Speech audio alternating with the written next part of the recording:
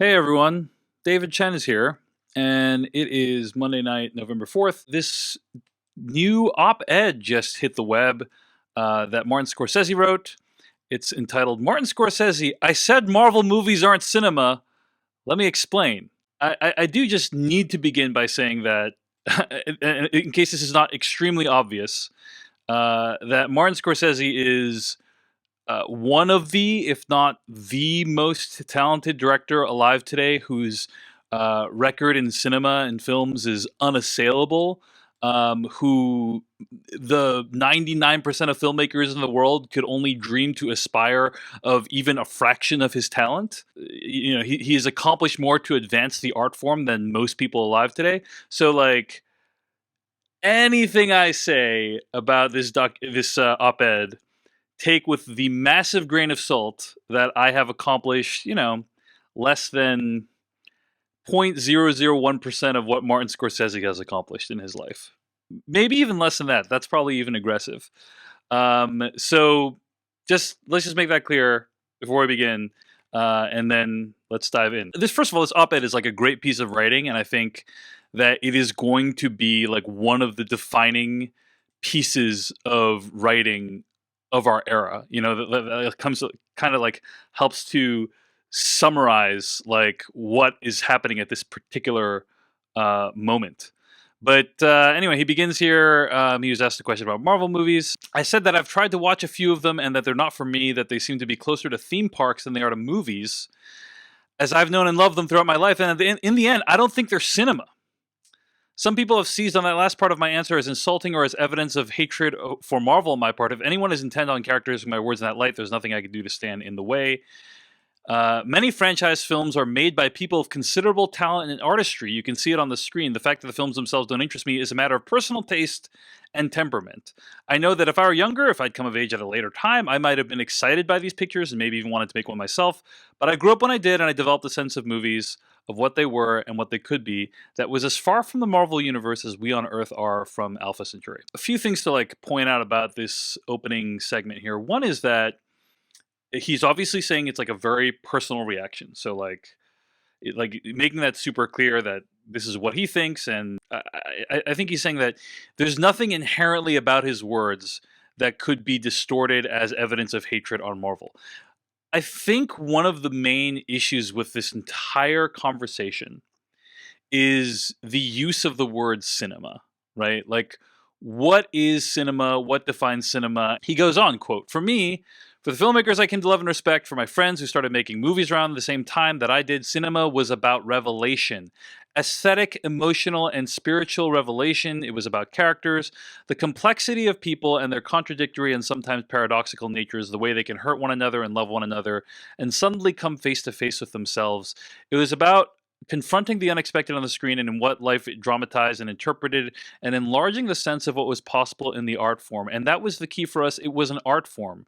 There was some debate about that at the time, so we stood up for cinema as an equal to literature or music or dance. And we came to understand that the art could be found in many different places and in just as many forms. In The Steel Helmet by Sam Fuller, Persona by Ingmar Bergman, It's Always Fair Weather by Stanley Donen and Gene Kelly, and Scorpio Rising by Kenneth Anger, in Vivre sa vie by Jean-Luc Godard, and The Killers by Don Siegel, or in the films of Alfred Hitchcock, end quote. And he goes on to like describe the films of Alfred Hitchcock. One of the challenges that people are having with this, with his kind of opinion in general, and perhaps particular in this piece, is he's saying, quote, again, for me, like cinema was about revelation, aesthetic, emotional, spiritual revelations about characters, the complexity of people and their contradictory and sometimes paradoxical natures.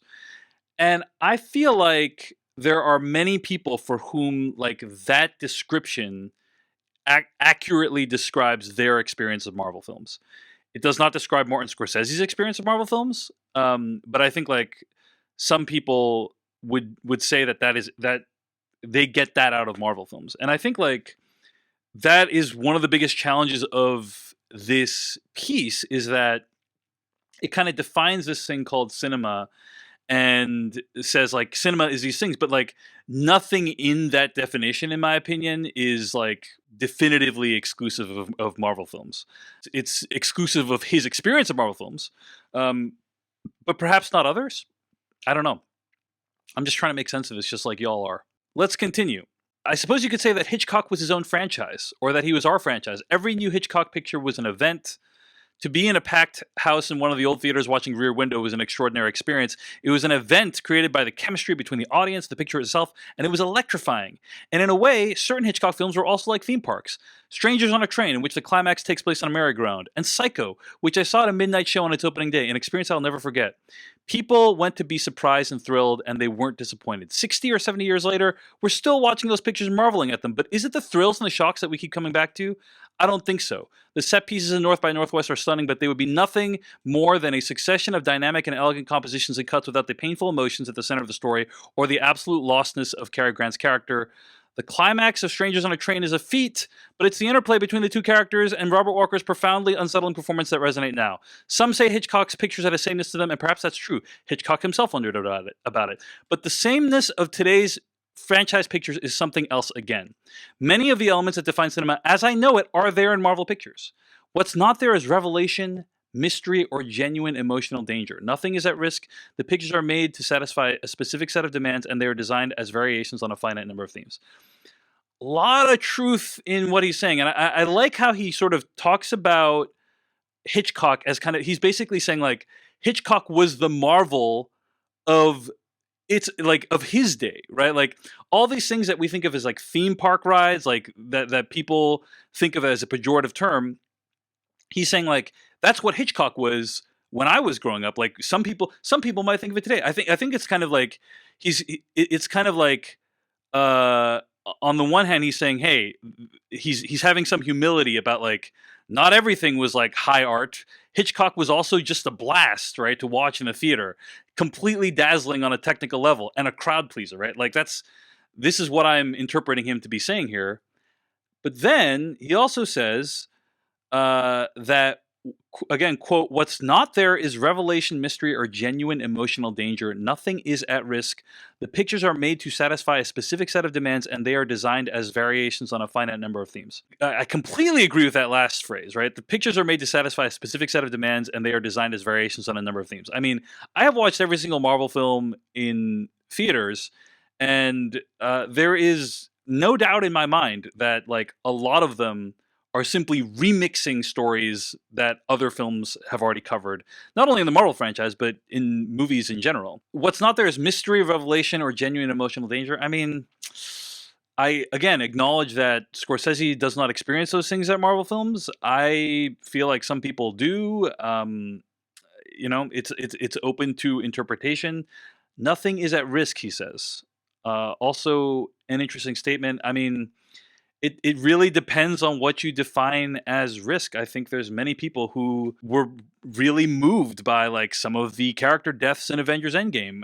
There's many people who think that it's completely low stakes because any character who dies can be brought back. What I'm saying is like the first half of this op-ed is very much like grounded in a subjective experience, and there is that like humility there that comes with knowledge that it's grounded in a subjective experience. But then in the rest of the op-ed, Scorsese moves to things that I feel like are less subjective, like they are more objective, less disputable.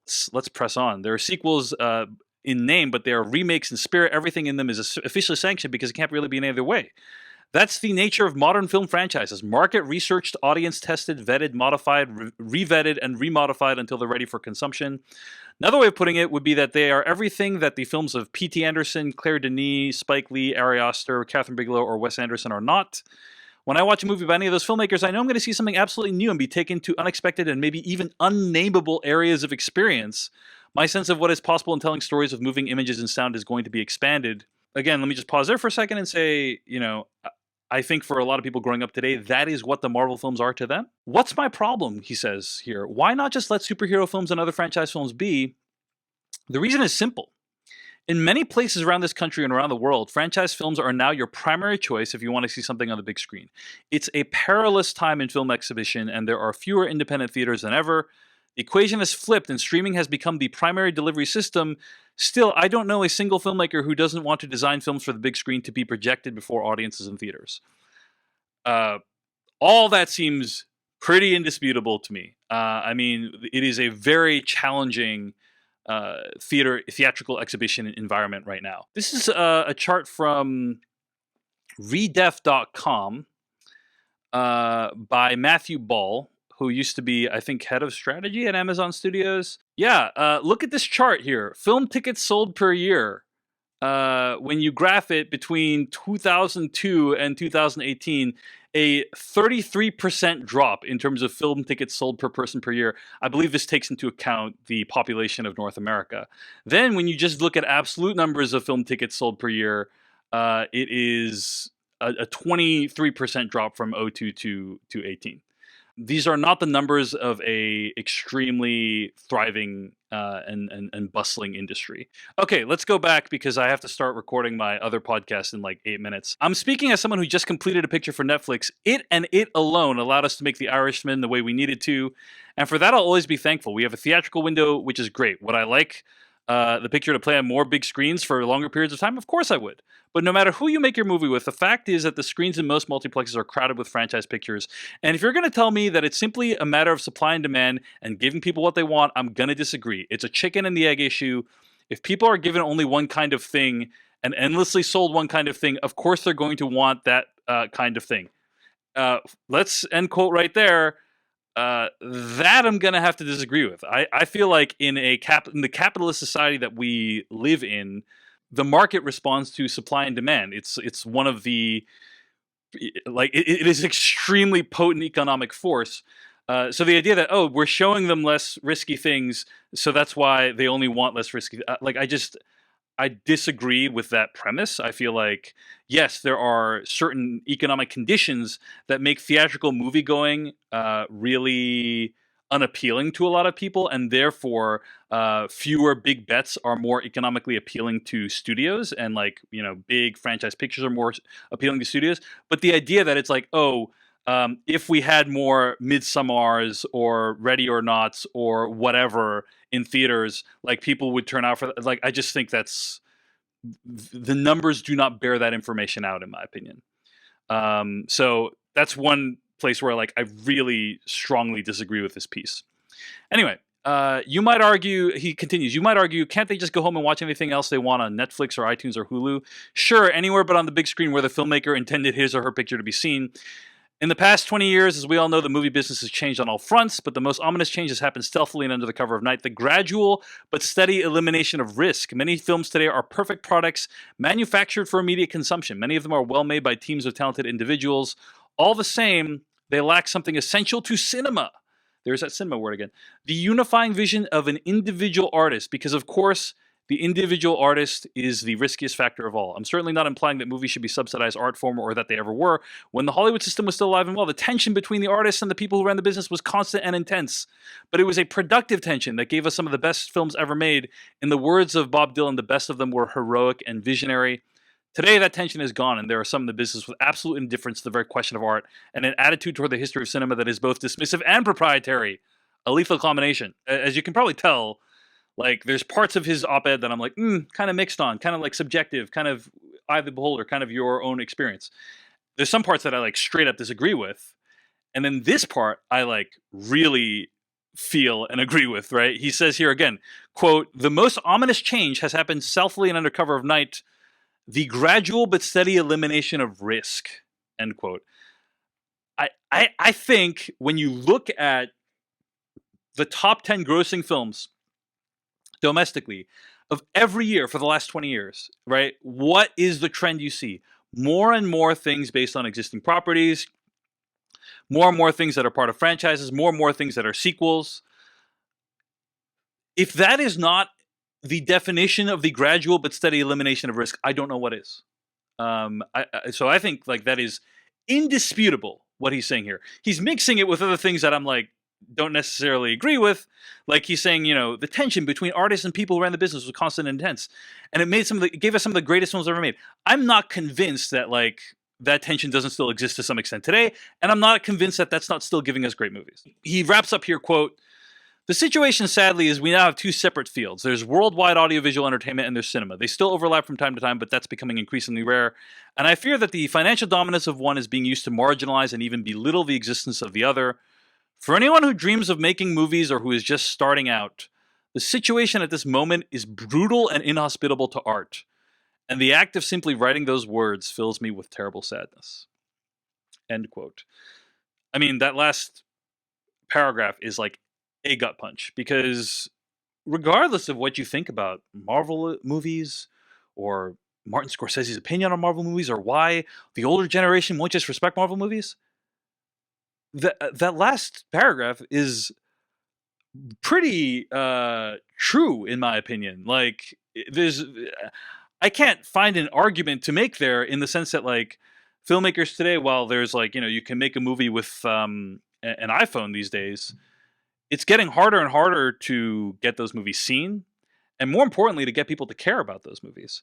And whether or not I agree with Martin Scorsese's definition of cinema, whether or not I find it to be gatekeeping in a negative fashion, I agree with him that this moment is brutal and inhospitable to art. And when he says it fills him with terrible sadness, I believe him. He's describing his own lived experience of this, and there's nothing we should do to like take away from that because I think a lot of it is grounded in reality. A lot of people are talking about this online, and I think my feelings about it are pretty complicated and go beyond just like a single tweet soundbite.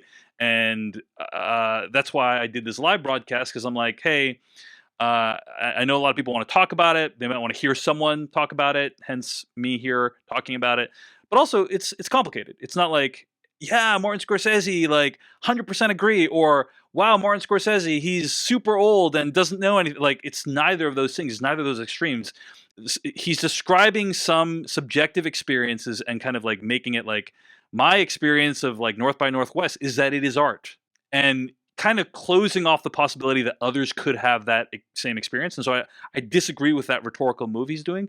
But then he's describing some things that are like pretty undeniable in terms of like the economic realities of making movies and getting them seen in theaters. And I think there's a reason why he made his movie at Netflix because, as he says in the article, it was the only way he could get his movie made. So that is as he puts it, a brutal reality. And there's just a lot of truth in this article as well. I hope I've approached this topic with the level of humility that one should approach any work of Martin Scorsese. And just to say that, like, there's a lot of great stuff here, and there's a lot I disagree with, and there's like some rhetorical techniques that I disagree with. But overall, that last paragraph is about Martin Scorsese's experience. You can't take that away from him. Like no one can take that away from him. That this current situation fills him with a terrible sadness. You can't take away anyone's. Just like Martin Scorsese can't take away from you that you had a transcendent experience watching Avengers Endgame. Hope this has given some clarity to at least one person's thoughts on this op-ed, and read the op-ed. And I think it will be an op-ed that is quoted, referred to, and that is going to be one of the defining pieces of this moment in our cinema history. Thanks for watching this, and I will see you all later.